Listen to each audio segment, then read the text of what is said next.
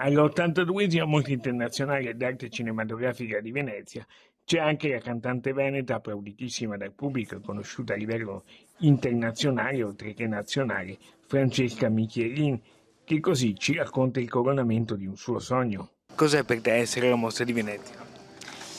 Per me significa tantissimo perché io ho un grandissimo amore per il cinema, devo dire equivalente se non superiore alla musica. Quindi essere qui per me è un po' un sogno, perché il mio sogno, quando mi dicono qual è il tuo sogno più grande, è comunque lavorare con il cinema. Ho avuto l'occasione di farlo tante volte, però finalmente riesco a inserirmi come compositrice all'interno di un corto e spero anche di un lungometraggio e quindi significa veramente tanto. Cosa dice la tua canzone?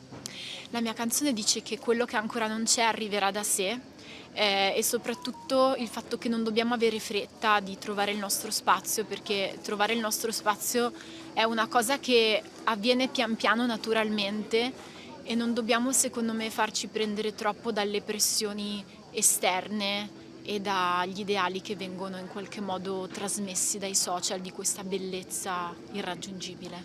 Il cortometraggio è diretto dal regista veneziano Nicolò Bressan degli Antoni, che ha frequentato il Festival di Venezia fin da giovanissimo, partendo dai lavori più umili come quello di guardia sala e arrivando fino alla regia, una favola. Cortometraggio che racconta la storia di una ragazza giovanissima che si trova a che fare con il mondo dei social, un mondo che ci rendiamo conto essere sempre più complesso, no?